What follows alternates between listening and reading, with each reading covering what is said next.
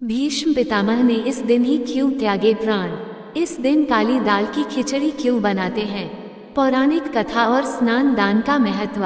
जय श्री कृष्ण दोस्तों, क्या आप जानते हैं कि आखिर भीष्म पितामह ने अपने प्राण त्यागने के लिए मकर संक्रांति के शुभ मुहूर्त का इंतजार क्यों किया? हिंदू पंचांग के अनुसार इस साल मकर संक्रांति 14 जनवरी को मनाई जाएगी। इस दिन सूर्य देव अपनी राशि परिवर्तन करके मकर राशि में प्रवेश करेंगे। ज्योतिष शास्त्र में सूर्य का राशि परिवर्तन विशेष महत्व रखता है। सूर्य को ग्रहों का राजा माना जाता है। मकर संक्रांति के दिन सूर्य के गोचर से जहां खरमास समाप्त होता है, वहीं वसंत ऋतु के आगमन का संकेत भी मिलता है। मकर संक्रांति का ऐतिहासिक और पौराणिक संबंध महाभारत काल से भी है। महाभारत में भीष्म पितामह ने 58 दिनों तक बाणों की शैया पर रहते हुए सूर्य के उत्तरायण होने का इंतजार किया था। आइए जानते हैं, आखिर भीष्म पितामह ने मकर संक्रांति के दिन ही अपने प्राण क्यों त्यागे। मकर संक्रांति से जुड़ी पौराणिक कथा। महाभारत के 18 दिनों तक चले युद्ध में भीष्म पितामह ने 10 दिन तक कौरव पक्ष से लड़ा। उनके युद्ध कौशल से पांडव अत्यंत व्याकुल थे। आखिरकार शिखंडी की मदद से पांडवों ने उन्हें युद्ध से हटाने की योजना बनाई। अर्जुन ने शिखंडी की आड़ लेकर पितामह पर कई बाण चलाए, जिससे वे धरती पर गिर गए। भीष्म पितामह को इच्छा मृत्यु का वरदान प्राप्त था। गंभीर रूप से घायल होने के बावजूद उन्होंने प्राण त्यागने से इनकार कर दिया। पितामह ने प्रण लिया था कि वे तब तक प्राण नहीं देंगे जब तक हस्तिनापुर सुरक्षित न हो जाए। साथ ही उन्होंने सूर्य के उत्तरायण होने का भी इंतजार किया, क्योंकि मान्यता है कि उत्तरायण में प्राण त्यागने वालों को मोक्ष की प्राप्ति होती है। इस समय प्राण त्यागने से उनको मोक्ष की प्राप्ति होती है। मकर संक्रांति पुण्यकाल और महापुण्य काल का समय, जो दान पुण्य और पूजा के लिए बहुत ही शुभ माना जाएगा। हिंदू पंचांग के अनुसार मकर संक्रांति पर पुण्य काल सुबह 9:03 से लेकर शाम 5:47 तक है। इसके अलावा महापुण्य काल का समय सुबह 9:03 से लेकर 10:48 तक रहेगा। दोस्तों, भगवान श्री कृष्ण ने भी उत्तरायण का महत्व बताया है। भगवान श्री कृष्ण उत्तरायण का महत्व समझाते हुए कहते हैं कि जब सूर्य उत्तरायण होते हैं तब पृथ्वी प्रकाशमय हो जाती है। इस काल में शरीर त्यागने वाले व्यक्ति का पुनर्जन्म नहीं होता और वे सीधे ब्रह्मलोक को प्राप्त करते हैं। इसी कारण भीष्म पितामह ने प्राण त्यागने के लिए सूर्य के उत्तरायण होने का इंतजार किया। इस दिन काली दाल की खिचड़ी क्यों बनाते हैं, कब हुई थी, इसकी शुरुआत और क्या है इसका रहस्य। इस साल मकर संक्रांति का त्योहार 14 जनवरी को मनाया जाएगा। इस पर्व के दिन काली दाल की खिचड़ी बनाना बहुत शुभ माना जाता है। आइए जानते हैं इस दिन की मान्यताओं, उड़द दाल की खिचड़ी और अन्य रहस्यों के बारे में सब कुछ। हमारे देश के कुछ मुख्य त्योहारों में से एक है मकर संक्रांति का पर्व। इस पर्व को मनाने का मुख्य कारण ये होता है कि इसी दिन सूर्य धनु राशि से निकलकर मकर राशि में प्रवेश करते हैं और मौसम में बदलाव शुरू हो जाता है। इस दिन को भी नई फसल के स्वागत के लिए विशेष दिन माना जाता है। मकर संक्रांति को लेकर भारत में विभिन्न प्रांतों में अलग अलग रीति रिवाजों और परंपराओं का पालन किया जाता है। इस पर्व को देश के अलग राज्यों में अलग नाम से जाना जाता है।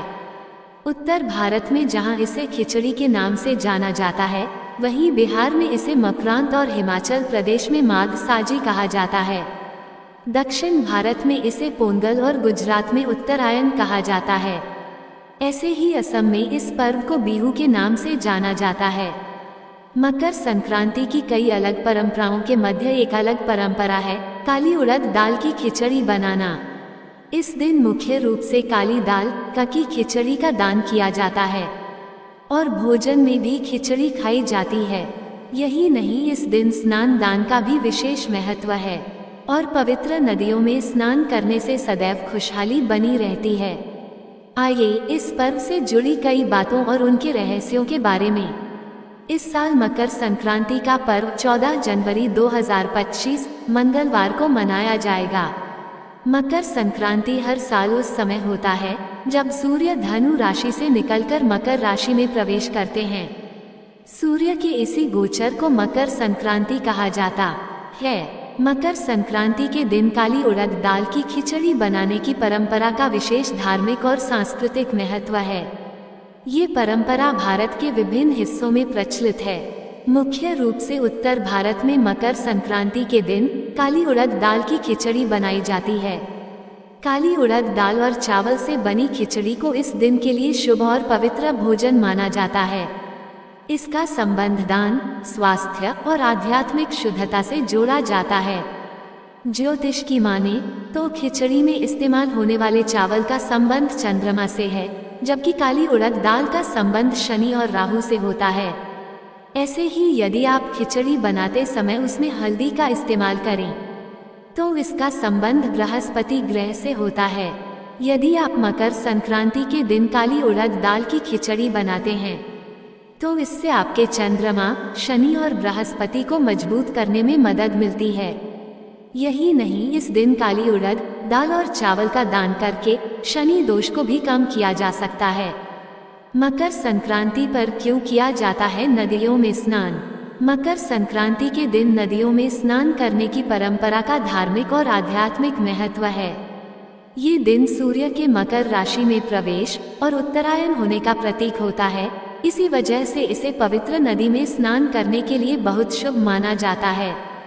मान्यता है कि मकर संक्रांति पर नदियों में स्नान करने से समस्त पापों का नाश होता है और आत्मा और शरीर की शुद्धि होती है। यही नहीं, पवित्र नदियों में स्नान से व्यक्ति को मोक्ष की प्राप्ति हो सकती है। पौराणिक कथाओं की माने तो इस दिन गंगा जैसी पवित्र नदियों में देवी देवताओं का वास होता है, जिससे इन नदियों में स्नान करना अत्यधिक पुण्यदायी माना जाता है। यही नहीं, एक कथा के अनुसार भगवान विष्णु ने मकर संक्रांति के दिन असुरों का वध करके उनका सिर नदी में प्रवाहित किया था। उसी समय से नदी में स्नान करने को पापों से मुक्ति का मार्ग समझा जाता है। मकर संक्रांति का इतिहास क्या है? मकर संक्रांति का पर्व पूरे देश में अलग अलग तरीके से मनाया जाता है। पौराणिक मान्यताओं के अनुसार मकर संक्रांति के दिन ही गंगा नदी का अवतरण पृथ्वी पर हुआ था और भागीरथ इसे धरती पर लाए थे। इसी वजह से मकर संक्रांति के दिन गंगा स्नान करना शुभ माना जाता है। ज्योतिष के अनुसार मकर संक्रांति को पिता सूर्य और पुत्र शनि की मुलाकात के रूप में भी मनाया जाता है।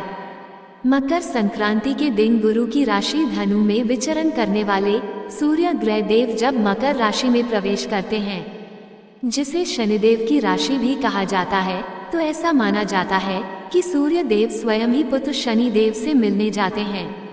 ये पर्व धर्म, ज्योतिष और प्रकृति के सामंजस्य का प्रतीक है, जो पवित्र स्नान, दान और नई ऊर्जा के साथ जीवन में शुभता का संचार करता है।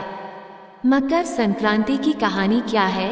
मकर संक्रांति की पौराणिक कथा की बात करें तो इसके लिए एक ये कथा प्रचलित है कि इसी दिन गंगा जी भागीरथ के साथ चलकर कपिल मुनि के आश्रम से होती हुई गंगा सागर में जा मिली थी। तभी से कहा जाता है कि गंगा को धरती पर लाने वाले भागीरथ ने अपने पूर्वजों का इस खास दिन तर्पण किया था। भागीरथ का तर्पण स्वीकार करने के बाद मकर संक्रांति के दिन गंगा नदी समुद्र में जाकर मिल गई थी। इसी वजह है कि मकर संक्रांति पर गंगा सागर में आज भी भव्य मेला का आयोजन होता है। महाभारत की एक कथा के अनुसार भीष्म पितामह ने अपने प्राण त्यागने के लिए सूर्य के मकर राशि में प्रवेश करने का इंतजार किया था। जब सूर्य मकर राशि में प्रवेश करते हैं तब वो उत्तरायण हो जाते हैं और जो व्यक्ति सूर्य की ऐसी स्थिति में शरीर त्यागता है उसे सीधे देवलोक में स्थान मिलता है और पुनर्जन्म के चक्र से मुक्ति मिल जाती है। चूंकि भीष्म पितामह को इच्छा मृत्यु का वरदान मिला हुआ था, इसलिए उन्होंने अपनी देह त्यागने के लिए सूर्य के उत्तरायण में आने का समय चुना, जिसे मकर संक्रांति कहा जाता है। तभी से यह पर्व मनाया जाता है और इसका महत्व और ज्यादा बढ़ जाता है। एक और पौराणिक कथा में बताया जाता है कि मकर संक्रांति के दिन ही भगवान विष्णु ने असुरों को मारकर नकारात्मकता का अंत किया था। उसी समय से इस दिन को अत्यंत शुभ माना जाता है। मकर संक्रांति का महत्व क्या है? मकर संक्रांति भारतीय संस्कृति में अत्यंत महत्वपूर्ण पर्व है, जो धार्मिक, ज्योतिषीय और सामाजिक दृष्टि से विशेष स्थान रखता है। ये त्योहार सूर्य के मकर राशि में प्रवेश और उत्तरायण होने का प्रतीक माना जाता है, जिसे शुभ और सकारात्मक ऊर्जा का समय माना जाता है। मकर संक्रांति पर गंगा, यमुना और अन्य पवित्र नदियों का स्नान करने से शुभ फल मिलते हैं। वहीं प्रयागराज में संगम में डुबकी लगाना भी बहुत शुभ माना जाता है। मान्यता है कि मकर संक्रांति के दिन स्नान दान करने से पापों का नाश होता है और मोक्ष की प्राप्ति होती है। वहीं सूर्य का मकर राशि में प्रवेश शुभ समय की शुरुआत का प्रतीक माना जाता है। जय श्री कृष्ण।